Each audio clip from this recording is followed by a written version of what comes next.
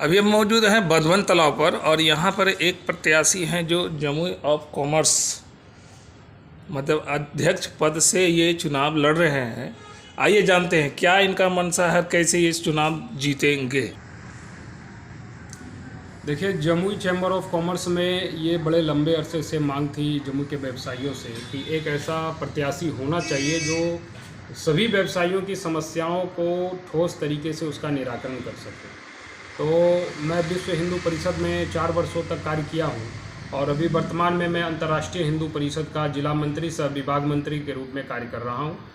तो मुझे काम करने का पिछले 10 साल से अनुभव है हिंदू संगठन में। तो इस हिंदू संगठन के माध्यम से भी कई ऐसे व्यावसायिक समस्याओं का मैंने समाधान किया है जो कि जटिल से जटिल समस्याएं थी, जैसे कि किसी का रंगदारी, किसी के ऊपर दबंगई, किसी के ऊपर शोषण या पदाधिकारियों के ही द्वारा कोई मामला हो। तो मैंने इस चीज़ को नोटिस किया कि कई तरह की ऐसी बातें हैं जो कि कई तरह के ऐसे काम हैं जो कि चैम्बर ऑफ कॉमर्स में आने के बाद ही इसकी समस्या का समाधान किया जा सकता है। उसके लिए एक पद की गरिमा का होना बेहद ही अत्यंत ही महत्वपूर्ण है। तो इन्हीं सब बातों को ध्यान में रखते हुए और कई व्यवसायियों की भी ये मांग थी कि आपके जैसे लोग जो नेतृत्व कर रहे हैं, आपके जैसे लोग जो इतना काम कर रहे हैं, इतना समाज सेवा पिछले 10 साल से कर रहे हैं लगातार हिंदू संगठन में, तो आपके जैसे लोग ही जमुई चैम्बर ऑफ कॉमर्स को ज़रूरत है। तो इसीलिए उन सभी व्यवसायिक वर्ग की मांग पर मैं अध्यक्ष पद पर इस बार चुनाव लड़ रहा हूँ। ये 2022 से 24 का चुनाव है और मैं सभी मतदाताओं से ये अपील करना चाहूँगा कि 100% आप अपने मत का उपयोग करें और एक जुझारू कर्मठ जो भी आपको अच्छा लगे, आपको जो भी प्रत्याशी अच्छे लगते हैं, उनके हित के लिए, आप अपने हित के लिए, व्यवसायियों के हित के लिए, सभी समाज कल्याण के हित के लिए आप अपने मत का और वोट का पूरा प्रयोग करें।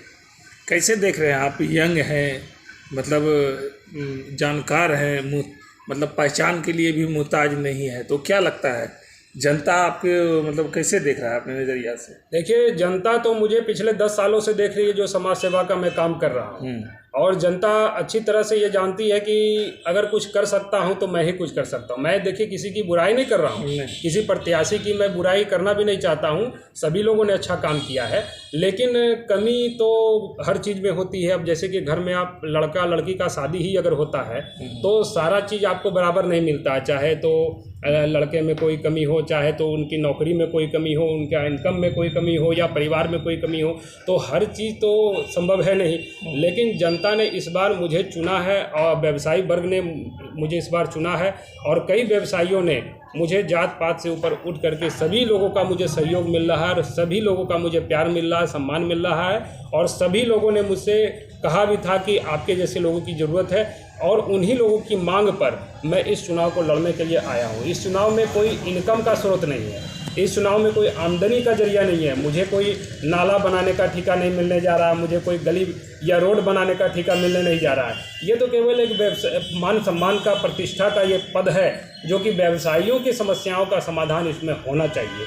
और जो भी विशेष रूप से कई बाधाएं ऐसी आती हैं जो कि जिला प्रशासन के द्वारा व्यवसायियों के ऊपर कुछ शोषण की बातें आती हैं, जैसे कि गाड़ी को लेकर के, लोडिंग अनलोडिंग को लेकर के, नो एंट्री को लेकर के, कि व्यवसायी वर्ग अब उनका माल अगर नहीं समय पर उतरेगा तो कैसे वो अपने माल को बेचेंगे, माल को नहीं बेचेंगे तो महाजन को पेमेंट कैसे देंगे। बहुत तरह की ऐसी बातें हैं जो जिनकी समस्याओं को ठोस तरीके से समाधान करने वाला एक ऐसा प्रत्याशी होना चाहिए जो कि सभी लोगों को अच्छे तरह से ठोस तरीके से इसका निराकरण कर सके। और अभी विगत कुछ दिनों पूर्व में ही एक घटना हुई है भूषण जी के साथ, जो महाराजगंज में उनका एक ज्वेलर्स का दुकान है। तो भूषण जी का जब वो दुकान बंद करके जा रहे थे तो उनके थैले में जो भी सोने चांदी का जो सामान रखा था वो अपने साथ जब घर लेकर जा रहे थे तो एक मोटरसाइकिल सवार 2 अपराधी लोग आए और उनके झोले को झपट करके लेकर भागने का प्रयास किया। वहाँ कुछ लोग खड़े थे जिन लोगों ने उन्हें दौड़ाया और वो अपने मंशा में सफल नहीं हो पाए, तो वहाँ से वो भागने में सफल हो गए अपराधी लोग। तो ये सारी चीज़ें हैं जो कि व्यवसायियों के और विशेष करके ज्वेलर्स दुकानदार को ये बहुत ही सुरक्षा के दृष्टिकोण से ये बहुत ही महत्वपूर्ण चीज़ है, इस पर ध्यान देने की आवश्यकता है।